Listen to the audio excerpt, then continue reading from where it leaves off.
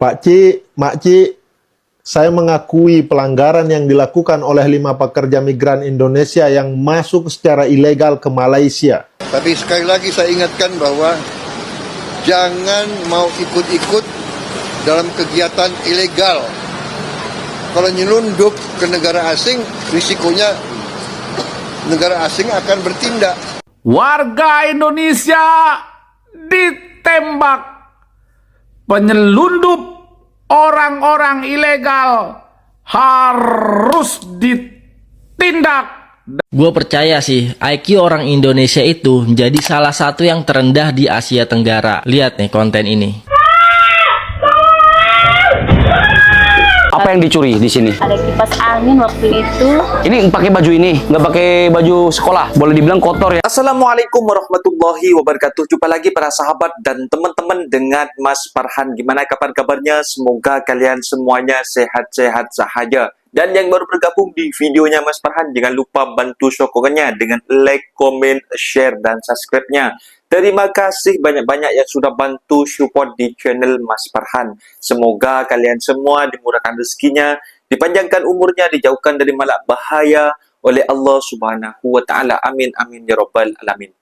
Oke para sahabat dan teman-teman, di video kali ini Mas Farhan disuruh ngebahas sebuah video lagi yang katanya kantor Dubes Malaysia dilempari percikan telur. Katanya ada buruh daripada Indonesia yang berunjuk rasa. Yang memang kita lah ini tak heran kalau dekat Indonesia ada hal-hal seperti itu. Karena kita ini, di negara kita ini masih negara demokrasi. Ada apa-apa mesti unjuk rasa. Tapi yang perlu ketahui buat para netizen, saya tak mau membela mana-mana pihak lah. Jadi sebaik-baiknya netizen, kita harus saring dulu, filter dulu masalahnya apa, kronologinya apa, baru kita memberi ulasan, baru kita memberi komentar.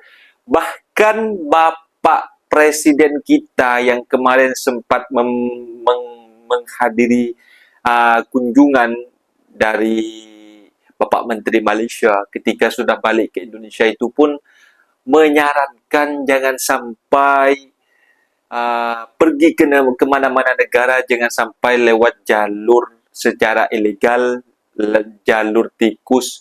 Bukannya hal seperti ini menjadi sokongan kepada mereka. Kita harus melakukan setegak-tegaknya dan usut langsung tentang perbatasan Indonesia dengan Malaysia agar tidak ada pencerobohan memasukkan WNI dari negara kita untuk penyelundupan perdagangan orang ke negara Malaysia macam itu para sahabat. Karena dari tahun ke tahun sudah banyak tragedi kayak gitu. Dari dulu yang kapalnya tenggelam, terombang-ambing di tengah laut sampai memang kejar-mengejar gitu.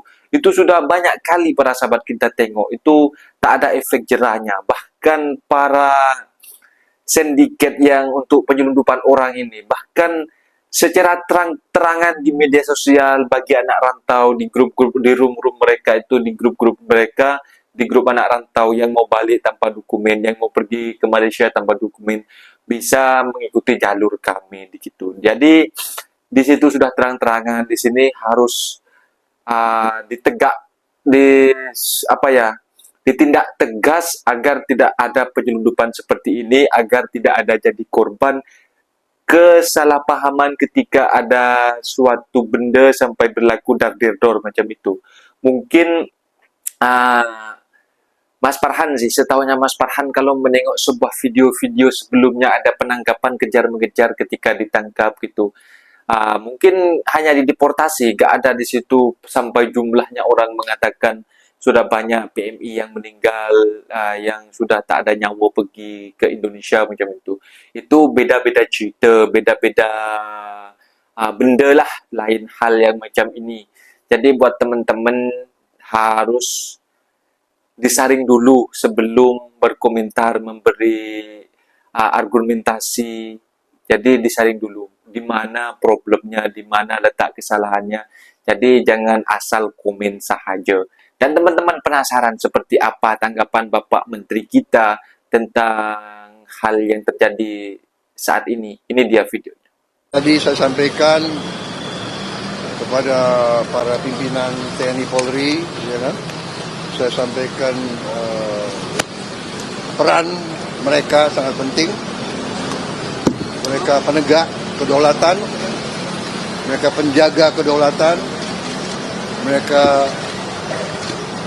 penegak hukum.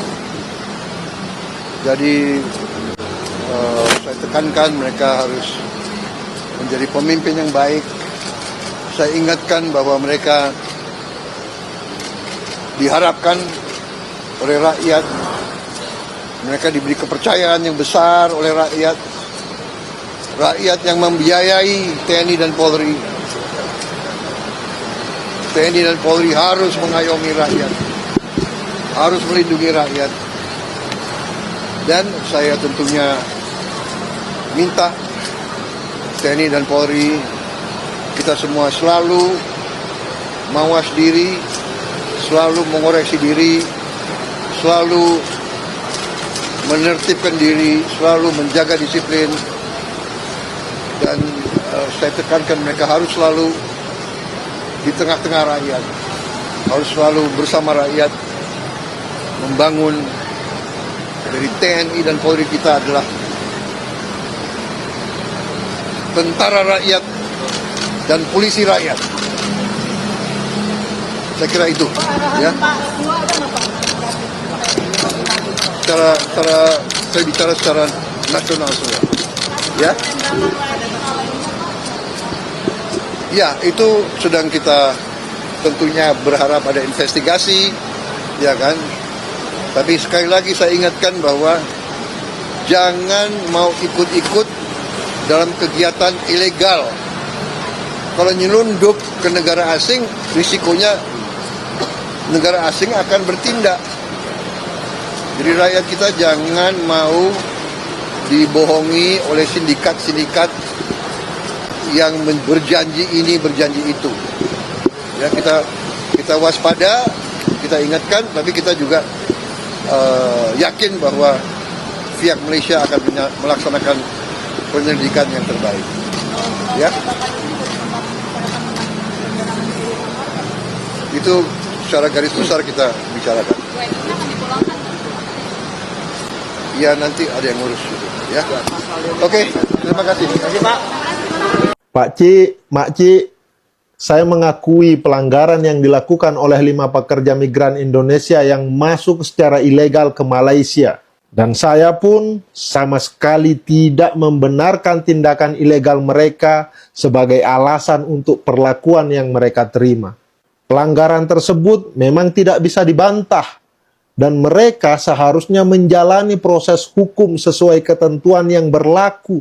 Namun kita harus bertanya, apakah sebuah pelanggaran administratif seperti ini layak dibayar dengan tindakan brutal yang menghilangkan 1 nyawa dan melukai 4 lainnya? Apakah kesalahan hukum dalam mencari nafkah harus dibayar dengan kekerasan yang tidak manusiawi? Hukum itu harus berbicara tentang kemanusiaan, karena setiap individu berhak diperlakukan layak sebagai manusia. Meskipun mereka melanggar hukum negara Malaysia, itu tidak memberi hak kepada aparat untuk melakukan eksekusi di tempat. Mereka berangkat ke luar negeri untuk mencari kehidupan yang lebih baik, bukan untuk menimbulkan konflik. Mereka adalah masyarakat sipil yang mencari nafkah, bukan pemberontak.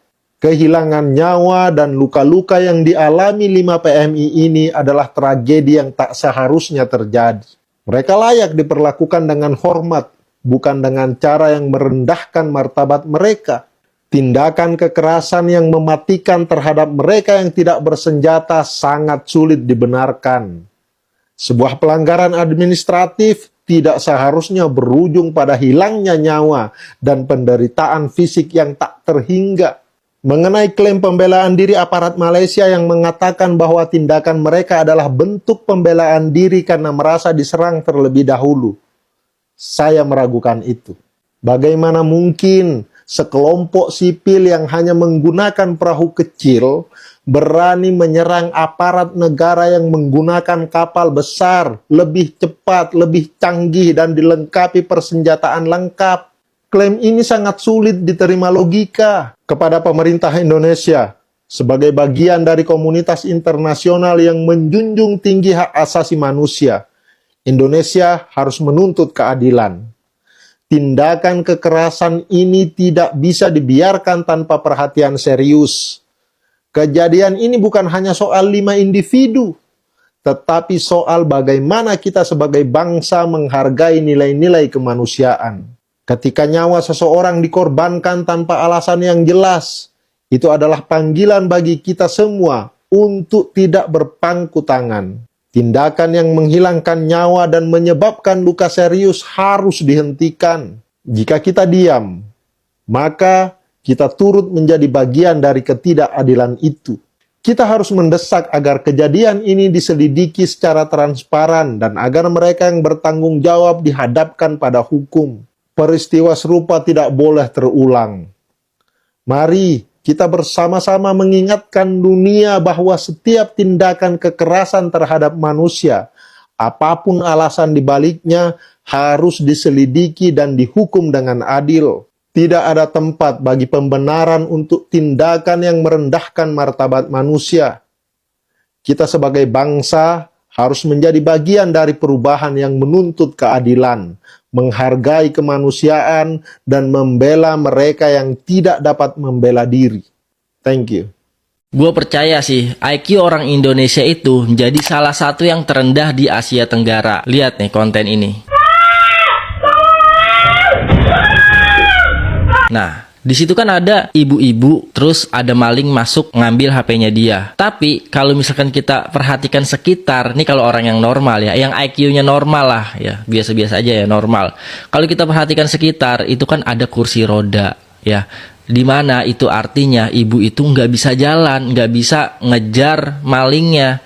Makanya dia cuma bisa teriak. Tapi tahu nggak di TikTok itu pada komen gimana? Kayak gini. Banyak banget orang komen yang nyalahin ibunya ya. Nah ini gue mikir ya, mereka ini asal komen atau gimana ya, gue juga nggak tahu ya. Mungkin emang karena IQ-nya ini yang komen-komen kayak gini emang karena IQ-nya rendah. Nah kenapa Indonesia jadi salah satu negara dengan IQ terendah se-Asia Tenggara? Mungkin ya karena orang-orang kayak gini, mereka komen tanpa tahu apa yang mereka komen. Biasanya kalau ada berita muncul, mereka cuma lihat judulnya, abis itu komen. Ngelihat video, mungkin dia cuma lihat ya tanpa mengambil kesimpulan apa-apa, mereka langsung komen. Nah, mungkin dari orang-orang kayak gini, begitu di riset, ternyata banyak banget ya, sampai-sampai Indonesia itu menjadi negara dengan IQ terendah. Jadi gimana? Dan orang-orang kayak gini, ini banyak banget di aplikasi TikTok ya saya nemuin. Kalau di Instagram, aplikasi yang lain, ini saya jarang nemuin. Ini kebanyakan di TikTok. Jadi jangan heran kalau misalkan lu main ke TikTok, ada konten ya, terus tiba-tiba yang komen itu kayak gini ya, jangan kaget, jangan heran ya, karena memang kayak gitu. Nah, gimana menurut lu? Apa yang dicuri di sini? Ada kipas angin waktu itu. Ini pakai baju ini, nggak pakai baju sekolah. Boleh dibilang kotor ya. Atau Kak Boban beliin kipas angin, boleh? Boleh. Ada yang mau baju? Angkat tangan. Angkat tangan, angkat tangan, angkat tangan. Oh, semuanya mau. Kalau gitu kita berikan juga hadiah baju sekolahnya satu setel ya, boleh? Boleh. Senang? Senang. Bapak Presiden, kami mau makan siang gratis. Oke guys, sungai ini sudah kita bersihkan dan sudah kita pasang penghalang sampahnya yang palang besi. Dan kita akan bayar lagi 3 hari untuk mengecek sungai ini masih bersih atau makin kotor. Oke, sampai jumpa. Kenapa bro? Hilang palang besinya. Nah, ini dia para sahabat dan teman-teman, penegak penegak hukum di Indonesia harus mengulas sedetail-detailnya yang sudah disebutkan oleh PMI yang masih selamat dengan adanya Darderdor itu mengucapkan ada agensi yang yang memang khusus jalur tikus kayak gitu para sahabat. Jadi dan sisi terang di antara korban yang didatangi oleh oleh TV dari Indonesia yang katanya mereka itu saling tak mengenal satu sama lain. Mereka memang bertujuan untuk balik kampung dan di situ sudah berjumpa dan selang 10 menit katanya ada dihalang oleh petugas. Namanya kan bukan perairannya sendiri. Jadi kalau mungkin di situ katanya ada perselisihan sampai lari, sampai gak ada nabrak. Dan Mas Farhan masih gak masuk akal juga. Karena mungkin di TV-TV sebelumnya, kalau di TV-TV tentang penangkapan warga Indonesia, gak ada sampai di Dardor, mungkin gak ada ya para sahabat. Mungkin hanya di deportasi, banyak kan yang deportasi macam itu. Jadi buat para netizen harus cerdik-cerdik mengelolanya. Jangan sampai melontarkan sebuah kata-kata hanya ganyang Malaysia, ganyang Malaysia. Kita ini sesama Muslim, bahkan sesama Islam juga. Bahkan ada juga yang orang yang menolak kita ini tak serumpun gitu. Janganlah dengan hal sekecil ini nanti menjadi berpecahan belah ya di antara kedua pihak. Jadi di antara kedua negara. Karena masih banyak pekerja daripada negara kita ini tumpang cari rezeki yang datang secara halal di negara sini. Mereka dihormati kalau datang secara halal. Mau balik pun senang juga, mau balik cuti, nak balik apalah. Senang juga tinggal beli tiket. Jadi buat himbauan kepada para sahabat, pentingnya datang secara halal, jangan sampai datang secara ilegal macam itu. Jadi apa ya para sahabat, buat sahabat-sahabat pesan-pesan Mas Farhan, kemarin kan sudah dikasih repatriasi, pemulangan kompon, itu yang perlu garis bawahi. Kenapa aku nggak pulang di waktu itu sahaja? Dan betul memang dikata-kata di grup itu, Mas Farhan juga ikut grup anak rantau gitu kan, bekerja ke Malaysia lewat jalur tikus ini, menaruhkan nyawa demi anak dan istri, nyawa taruhannya. Memang ada konsekuensinya sendiri, jadi harus ditanggung sendirilah konsekuensinya. Dan juga Bapak Prabowo, mereka juga melontarkan hal-hal yang sama, jangan sampai ikut jalur secara ilegal macam itu para sahabat dan teman-teman. Mungkin videonya sampai di sini. Buat teman-teman harus cerdas-cerdaslah untuk menengok sebuah video hal-hal seperti itu. Jadi hanya satu orang yang kena, yang berbuat macam itu, yang semuanya sudah dikena macam itu. Jangan dipukul rata. Mungkin dengan adanya eksiden semacam ini, yang melakukan hal itu akan ditindak tegas karena kita itu sudah beda negara macam itu para sahabat. Kalau seandainya diktator orangnya itu polis Indonesia, mungkin tak ada jadi apa, karena yang menjadi permasalahannya jadi karena beda negara macam itu para sahabat dan teman-teman, kurang lebih macam itu. Mungkin videonya sampai di sini. Apabila ada kata benda yang silap, Mas Farhan minta maaf sebesar-besarnya.